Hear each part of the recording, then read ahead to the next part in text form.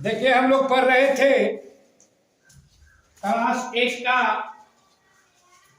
सामाजिक, आर्थिक और राजनीतिक जीवन, अध्याय 6 न्यायिक प्रक्रिया। तो न्यायिक प्रक्रिया में हम लोग भाग 1, भाग 2, भाग 3 पढ़ लिए, है ना। उसमें आपको बताया गया था कि कैसे जो है अवधेश और विनोद के साथ जमीन को लेकर झगड़ा हुआ, मामला कचहरी में गया, वहां से मामला फिर पुलिस के यहाँ गया, पुलिस से फिर मामला न्यायालय में गया और फिर मामला चला गया कहाँ तक? आपको पटना उच्च न्यायालय तक चला गया मामला, जहां से विनोद को उच्च न्यायालय ने आपको विनोद को अवधेश के साथ मारपीट की घटना में जो जिला सत्र न्यायाधीश द्वारा जो सजा सुनाई गई थी उसको बरकरार रखा और बच गया है अभ्यास, है ना। अभ्यास में हम लोग देख लेते हैं, प्रश्न उत्तर को हम लोग देख लेते हैं, है ना। पहला है आपका प्रश्न, इस पाठ को पढ़ने के बाद क्या आपको न्यायिक प्रक्रिया निष्पक्ष लगी? आप जब इस पाठ को पढ़ाया जा रहा था तो पूरी तरह पढ़ाया गया, तो इस पाठ को पढ़ने के बाद, इस अध्याय को पढ़ने के बाद क्या लगा था आपको कि न्यायिक प्रक्रिया निष्पक्ष है? यदि हाँ, तो इन बिंदुओं को सूची बनाइए जिससे न्यायिक प्रक्रिया की निष्पक्षता का पता। हाँ, फैसला सही हुआ, फैसला सही हुआ, है ना। जब विनोद के साथ मारपीट हुआ तो पहले कहाँ गया था? कचहरी में गया। ग्राम कचहरी ने फैसला किसके पक्ष में सुनाया था? अवधेश के पक्ष में। विनोद को कहा था कि आप जो है घर बना रहे हैं तो 2 फीट जमीन आप जो है छोड़ के बनाइए, 2 फीट जमीन छोड़ के बनाइए, है ना। लेकिन विनोद नहीं माना और सट के घर बनाया। उसी को लेकर क्या हुआ? लड़ाई हुआ।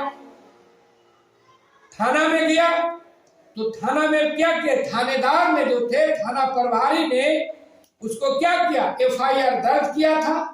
FIR दर्ज करने के बाद मामला को छानबीन किए और उसके बाद क्या किए? उन्होंने पूरी घटना को कोर्ट में भेज दिया। फिर जब कोर्ट में क्या हुआ? विनोद को पेशी हुआ। पहला पेशी कहाँ हुआ था? आपको प्रथम श्रेणी के मजिस्ट्रेट के। उन्होंने क्या किया कि उनको जो है बहस होने के बाद 2, 3, 4, 5, 4, है ना, साल तक मामला चली न्यायालय में। उसके बाद उन्होंने 4 साल की कैद की सजा सुनाई, है ना। फिर विनोद कहाँ गया? जिला सत्र न्यायाधीश के यहाँ ना। तो वहां क्या किया? वहां में जिला सत्र न्यायाधीश ने मामला को सुने, गवाह गुजरा, है ना, वकील ने बहस किया और वहां क्या क्या जो विनोद का 4 साल की कैद की सजा था उसे प्रथम श्रेणी के मजिस्ट्रेट ने जो फैसला सुनाया था उसमें थोड़ा सा घटाते हुए जिला सत्र न्यायाधीश ने 3 साल की सजा सुनाई, है ना। कै साल की सजा सुनाया? 3 साल की सजा सुनाई। उसके बाद फिर उन्होंने अपने वकील के सलाह पर कहाँ गया था? पटना उच्च न्यायालय, है ना। उच्च न्यायालय में मामला गया, है ना। उच्च न्यायालय में मामला को पूरी तरह तहकीकात किए, पूरी जो भी रिपोर्ट था उसको पढ़ा गया और रिपोर्ट पढ़ने के बाद पटना उच्च न्यायालय के न्यायाधीश भी ने क्या, उनको जो है विनोद को क्या किया? सजा को बरकरार रखा, है ना। कहा कि नहीं, आपने जो अवधेश के साथ मारपीट का गंभीर आरोप है वो सही है, और जो आपको जिला सत्र न्यायाधीश के द्वारा जो फैसला सुनाया गया था बरकरार रखा। अंततः क्या हुआ, आपको विनोद को जेल जाना। ठीक है। दूसरा है, क्या न्यायिक प्रक्रिया के निष्पक्षता को प्रभावित किया जा सकता है? अपने उत्तर को कारण सहित लिखिए। कहता है कि न्यायिक प्रक्रिया को प्रभावित किया जा सकता है, अपने कारण के साथ उत्तर लिखिए। तो ऐसा होता है, कभी कभी आपको न्यायिक प्रक्रिया को बड़े लोगों द्वारा क्या किया जाता है, प्रभावित किया जाता है ना। बड़े मंत्री हो, विधायक हो, एमपी हो, है ना।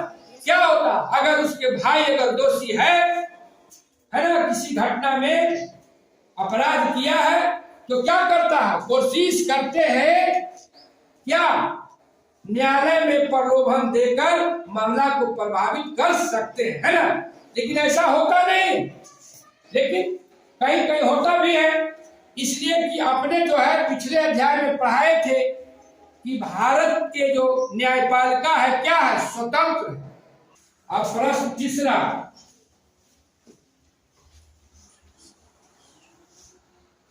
तीन में कहता है कि पाठ के आधार पर निम्नलिखित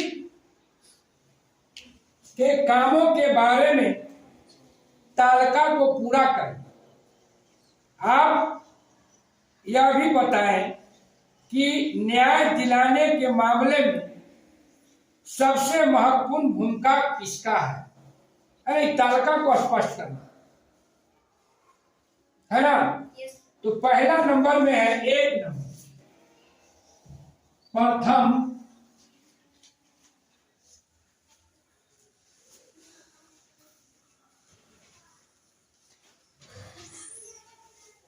प्रथम रिपोर्ट दर्ज कराना।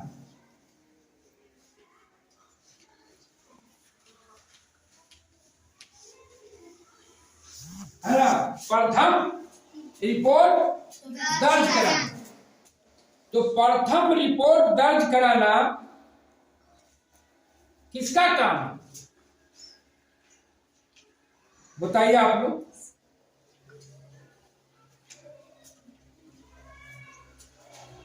अवधेश जब मारपीट करके घटना के बाद कहाँ गया था, रिपोर्ट लिखाने के लिए कहाँ गया था, थाना में ना।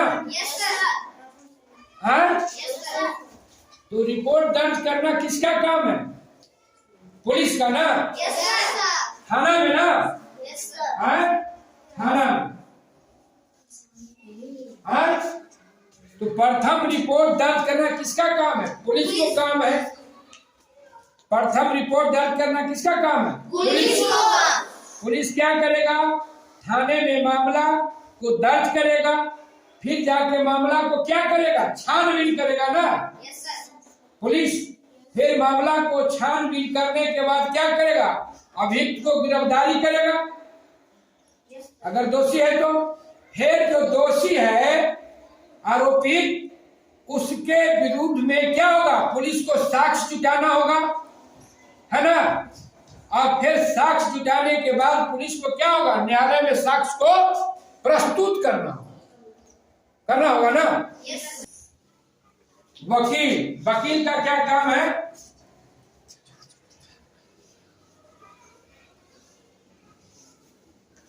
वकील क्या करेंगे, अपने जो वकील है जिनका केस लड़ते हैं ना, उसके पक्ष में क्या करते हैं, बहस करते हैं, साक्ष्य जुटाते हैं, है ना। अगली पेशी का तारीख लेते हैं ना। हाँ, सारी कागज पत्तर को, रिपोर्ट को तैयार करते कौन, वकील, है ना। अब है न्यायाधीश, है ना।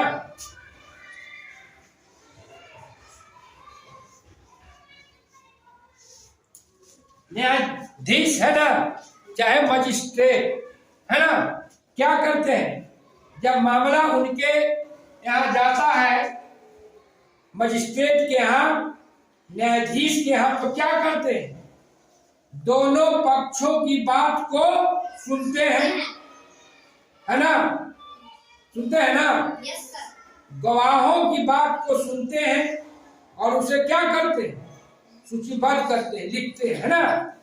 उसके बाद क्या करते हैं, सारी गवाहों की बात को सुनने के बाद, है ना, सारी साक्ष्य को देखने के बाद क्या करते हैं, सजा सुनाते हैं, है ना, निर्णय देते हैं, है ना, जो जैसा उनको लगता है कि इसमें क्या निर्णय दिया जा सकता है, तो कौन सुनाते हैं, मजिस्ट्रेट और न्यायाधीश, है ना। चौथा कहता है कि अध्याय में दी गई जानकारी के आधार पर निम्नलिखित तालिका को भारी, निम्नलिखित तालिका को भारी, है ना।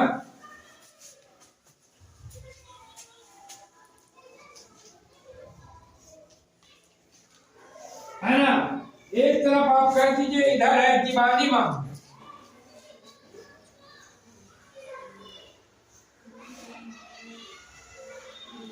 दीवानी मामले, है ना, इधर कर दिए फौजदारी मामले, है ना। अब इसको भरना है कि कौन सा जो मामला है फौजदारी का मामला है और कौन सा जो मामला है दीवानी मामला, है ना। आप लोग बताइए उधर से, फौजदारी मामला का जो मामला है, फौजदारी संबंधित मामला, उसका 5 लोग के नाम को लिया, मारपीट, चोरी, आपको दीवानी और फौजदारी मामला भी जो होता है, क्या बताया गया था, चोरी, डकैती, अपहरण, भ्रष्टाचार, घूस लेना, ये सब क्या फौजदारी मामला। दीवानी मामला में था संपत्ति, खेत की लड़ाई, मकान का किराया, है ना, दहेज वगैरह, सब क्या, ये सब आ जाता है इधर, है ना। तो जो फौजदारी मामला हो था, किसका, विनोद का मामला फौजदारी था कि दीवानी था, क्या है, इसलिए कि उन्होंने मारपीट किया था, गंभीर चोट पहुंचाया था, तो मामला क्या था, फौजदारी था। पुलिस में मुकदमा हुआ, है ना, न्यायालय गया और जेल गया। इसलिए फौजदारी करना अच्छा बात है, किसी को पिटाई करना अच्छा बात है, नहीं सर। आप लोग गांव में कोई लड़ते हैं तो उसको समझाते हैं कि लड़ाई झगड़ा मत करिए, नहीं तो विनोद की तरह आप जो है जेल चले जाइए, है ना। लड़ाई झगड़ा अच्छा बात नहीं। आप लोग आज पढ़ रहे हैं तो आज सीखने की भी जरूरत है कि कोशिश करना है कि लड़ाई झगड़ा नहीं करना। अब कहता है कि मान लिया जाए आप एक उच्च न्यायालय में न्यायाधीश हैं, आप उच्च न्यायालय में न्यायाधीश हैं, है ना। न्याय देते समय आप किन किन बातों को ख्याल रखेंगे, है ना। अगर मान लिया क्या होता है, पढ़े ना, कहानी पढ़ना है, पंच परमेश्वर, है ना, था ना पढ़ना हिंदी में, पंच परमेश्वर, जो पंच होते हैं और जो न्यायाधीश होते हैं, क्या होते हैं, भगवान का रूप होते हैं, है ना। इसलिए सही फैसला करना चाहिए, है ना। वो पंच परमेश्वर देखे, अलगू चौधरी और जुम्मन शेख दोनों दोस्त थे, है ना। क्या बेटा, बिगाड़ के डर से ईमान की बातें नहीं हो। अब उसको लगा और गया, अलगू चौधरी और जुम्मन शेख के मामला में दोनों दोस्त होते हुए भी जो फैसला सही होता उन्होंने सुनाने के काम किया। उसी तरह से क्या होते, जो मजिस्ट्रेट होते हैं, है ना, और जो न्यायाधीश होते हैं, वो क्या होते हैं, स्वतंत्र होते हैं और सही फैसला सुनाते हैं। अगर आप भी एक न्यायाधीश के पद पर होंगे तो कहता है कि क्या करिएगा, आप भी वही करिएगा, निर्दोष को जो है सजा नहीं होना चाहिए और दोषी को छूटना भी नहीं चाहिए। आपको एक न्यायाधीश का ये कर्तव्य होनी चाहिए। अब है कि न्यायिक प्रक्रिया में क्या क्या कमियां हैं, इन कमियों पर भी चर्चा करिए। क्या कमी लगता न्यायिक प्रक्रिया में, क्या कमी? तो क्या कमी है न्यायिक प्रक्रिया में? कमी क्या है कि जितनी तेजी से हमारी देश की जनसंख्या बढ़ रही है, आबादी बढ़ रही है ना, उस हिसाब से क्या है, कोर्ट कचहरी में क्या है, न्यायाधीश नहीं है, काम करने वाले लोग नहीं है, है ना, जिसके कारण क्या होता, कोई भी मामला में देरी होता है ना। साथ साथ क्या है, न्यायिक प्रक्रिया बहुत खर्चीला है ना, बहुत लंबा समय तक चला। देख रहे हैं विनोद और अवधेश की मामला 4-5 साल कहाँ चला, प्रथम श्रेणी का मजिस्ट्रेट भी 4 साल, तो 4-5 साल वही चला, तब जाके हुआ सजा। फिर दिया जिला सत्र न्यायाधीश के यहाँ, तो वहां 3-4-5 साल चला, है ना। फिर उसके बाद उच्च न्यायालय गया, तो वहां मामला चला। तो इतना लंबे समय तक मामला चलता है, तो क्या होता है, न्यायिक प्रक्रिया क्या हो जाता है, जटिल हो जाता है ना। इसको कम करने के लिए सभी जो है कोर्ट में, है ना, उच्च न्यायालय में, है ना, सुप्रीम कोर्ट में, है ना, उच्चतम न्यायालय में, सब में क्या होना चाहिए, न्यायाधीश की नियुक्ति होनी चाहिए ना। जितना पद है उस पर होनी चाहिए ना। और जो लोग हैं काम करने वाले उनको, तो क्या है, ये सब कमियां हैं और ये सब कमियां को दूर होना चाहिए। तो आप आज न्यायिक प्रक्रिया का पाठ इस अभ्यास के साथ आपको समाप्त करते हैं।